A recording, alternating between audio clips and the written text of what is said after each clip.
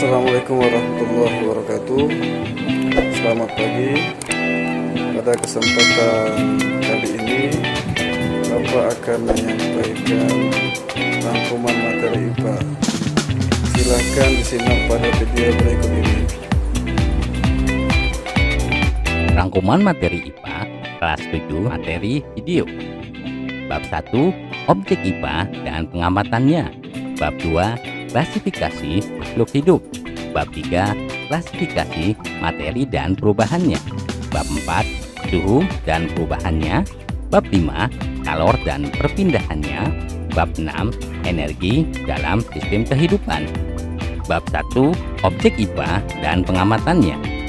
Penyelidikan ilmiah IPA melibatkan sejumlah proses, antara lain mengamati, memuat inferensi, dan mengkomunikasikan.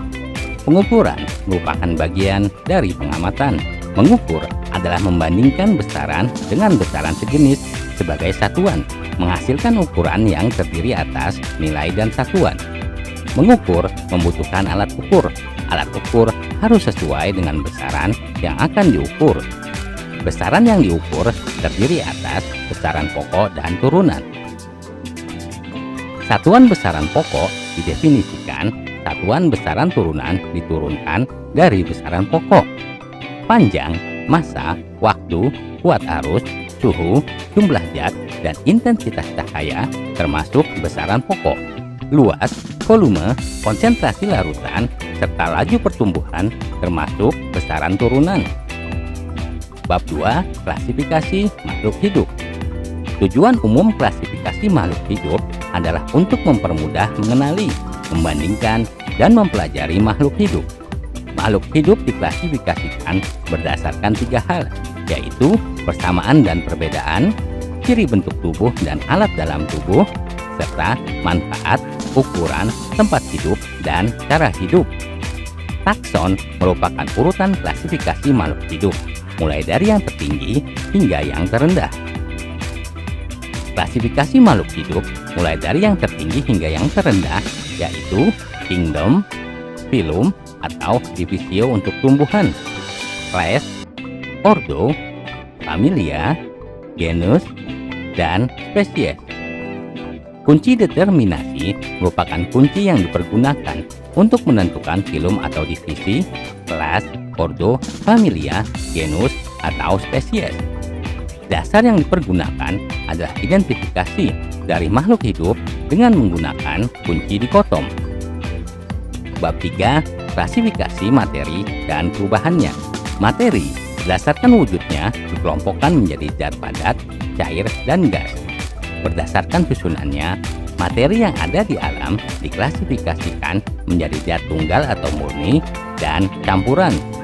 Unsur adalah zat tunggal atau murni yang tidak dapat diuraikan menjadi zat-zat lain yang lebih sederhana dengan cara kimia. Senyawa adalah zat tunggal atau murni yang dapat diuraikan secara kimia menjadi 2 zat atau lebih.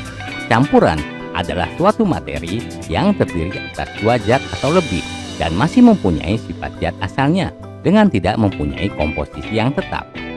Larutan adalah campuran yang homogen, tersusun atas zat terlarut dan pelarut. Prinsip pemisahan campuran didasarkan pada perbedaan sifat-sifat fisis zat penyusunnya, seperti wujud zat, ukuran partikel, titik leleh, titik didih, sifat magnetik, dan kelarutan.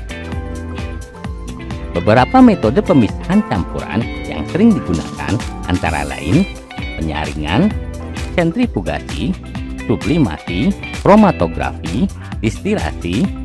Perubahan fisika adalah perubahan zat yang tidak disertai dengan terbentuknya zat baru.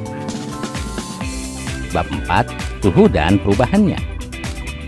Suhu menyatakan tingkat panas dinginnya suatu benda, diukur dengan termometer.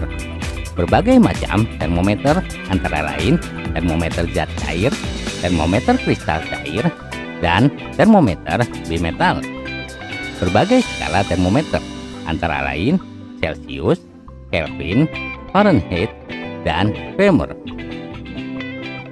Perubahan suhu menyebabkan kemuaian pada benda.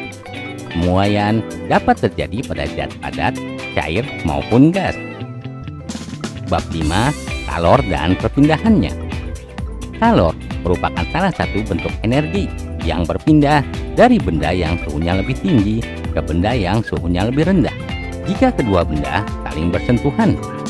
Kalor jenis adalah banyaknya kalor yang dibutuhkan untuk menaikkan suhu 1 gram zat sebesar 1 derajat Celcius. Zat dapat berubah wujud apabila perubahan wujud zat yang memerlukan kalor yang mencair, menguap, dan menyublin. Perubahan wujud zat yang melepas kalor yang membeku, mengembun, dan menghablur. Ajas Black berbunyi, banyaknya kalor yang dilepaskan benda bersuhu lebih tinggi sama dengan banyaknya kalor yang diterima benda yang bersuhu lebih rendah. Kalor dapat berpindah dengan cara konduksi, konveksi, dan radiasi. Konduksi adalah perpindahan kalor melalui suatu zat tanpa disertai perpindahan partikel zat. Konveksi adalah perpindahan kalor melalui suatu zat yang disertai perpindahan partikel zat tersebut. Radiasi adalah perpindahan kalor tanpa melalui zat perantara. Bab 6. Energi dalam sistem kehidupan. Energi adalah kemampuan untuk melakukan usaha atau kerja atau melakukan suatu perubahan. Energi memiliki berbagai bentuk seperti energi potensial, energi kinetik, dan energi mekanik. Energi potensial adalah energi yang dimiliki oleh suatu materi karena lokasi atau strukturnya. Energi kinetik adalah bentuk energi ketika suatu materi berpindah atau bergerak. Sumber energi adalah segala sesuatu yang menghasilkan energi yang diklasifikasikan menjadi sumber energi yang terbarukan dan sumber energi tidak terbarukan.